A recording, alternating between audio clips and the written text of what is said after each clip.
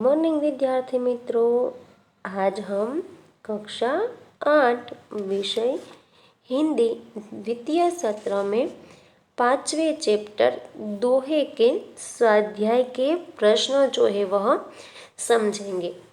अब स्वाध्याय में हमारा पहला प्रश्न है, प्रश्नों के उत्तर लिखिए। उसमें हमारा पहला प्रश्न है, कबीर साईं से कितना मांगते हैं। तो इस प्रश्न का उत्तर है, कबीर जो है वह साईं से इतना मांगते हैं कि कबीर पहले तो यह समझते हैं कि वह संग्रह करना उचित नहीं समझते, इसीलिए वह साईं यानी कि ईश्वर भगवान से इतना ही अन्न और धन मांगते हैं जितना उनके परिवार के निर्वाह के लिए आवश्यक है। उनके परिवार में कोई भूखा न रहे और दरवाजे पर आया हुआ कोई भी साधु फकीर भी उसके दरवाजे से भूखा न जाए। बस कबीर इससे अधिक पाने की कभी भी इच्छा नहीं करते। दूसरा प्रश्न है, बिना सोचे कार्य करने से क्या होता है। इसका उत्तर है, सोच समझकर कार्य करना ही बुद्धिमानी है। बिना सोचे समझे कार्य करने से कार्य जो है वह बिगड़ जाता है। कार्य बिगड़ जाने से हमें पछतावा होता है और इतना ही नहीं, दुनिया में हंसी होती है। लोग तरह तरह के ताने मारकर व्यक्ति का मजाक उड़ाते हैं। इस तरह बिना सोचे समझे कार्य करने वाले को उसका बुरा परिणाम जो है वह भुगतना पड़ता है। अब हमारा तीसरा सवाल है, चंदन और भुजंग के उदाहरण द्वारा रहीम क्या कहते हैं।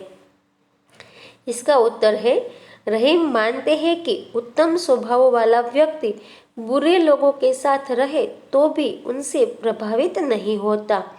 चंदन के पेड़ पर सांप लिपटे रहते हैं, परंतु चंदन में उन सांपों का विष व्याप्त नहीं होता। सांपों के साथ रहकर भी चंदन उनके विष से अछूता ही रहता है।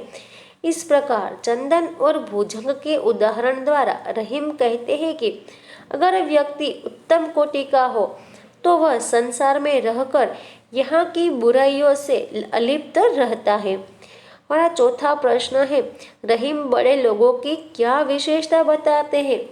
तो इसका विद्यार्थी मित्रों, इसका उत्तर है, रहीम कहते हैं कि बड़े लोग कभी अपने मुख से अपनी बड़ाई नहीं करते हैं। वे कभी बड़े बोल नहीं बोलते हैं। बड़ी बड़ी बातें कर अपना बड़प्पन दिखाना उनके स्वभाव में नहीं होता है। जैसे हीरा कीमती रत्न होता है पर स्वयं अपनी कीमत कभी नहीं बताता, उसी तरह बड़े लोग खुद कभी अपनी प्रशंसा नहीं करते हैं। पांचवा प्रश्न है, तुलसीदास किसके घर नहीं जाना चाहते। तो विद्यार्थी मित्रों, इसका उत्तर है, तुलसीदास अपने पन की भावना को बहुत महत्व देते हैं। वे कहते हैं कि जिस घर के लोग हमें आया हुआ देखकर हर्ष का अनुभव न करें, हमें देखकर उनके चेहरे पर जो है एक मुस्कुराहट न आए, जिनकी आंखों में स्नेह की चमक जो है वह उत्पन्न न हो, उस घर में भले सोना बरसता हो फिर भी वे वहाँ जाना जो है वह सही नहीं समझते अथवा तो वह वही जाना नहीं चाहते। अब हमारा प्रश्न नंबर 2 है कि इस इकाई के दोहों में से आप कौन से सद्गुण ग्रहण करोगे। तो इसका उत्तर है विद्यार्थी मित्रों, इस इकाई में संत कबीर, कवि रहीम और संत तुलसीदास के दोहे दिए गए हैं। कबीर की सीख है कि हम आवश्यकता से अधिक पाने की इच्छा न रखें। जो भी काम करें सोच समझ कर करें। अपने मुख से अपनी प्रशंसा करने से बचे। बिना स्वार्थ के सबका भला चाहे। रहीम जी सीख देते हैं कि हम दूसरों से कुछ भी न मांगे, अपने स्वभाव को हमेशा उत्तम बनाए रखें। तुलसीदास जी प्रेम को धन से अधिक महत्व देते हैं। वे विद्या धन पाने के लिए परिश्रम करना जरूरी समझते हैं। इस प्रकार इस इकाई के दोहों से हम दानप्रियता, संतोष, समानता, सत्संगति, विनम्रता, परिश्रम, प्रेमपूर्ण आतिथ्य आदि सद्गुण जो है वह सीखते हैं।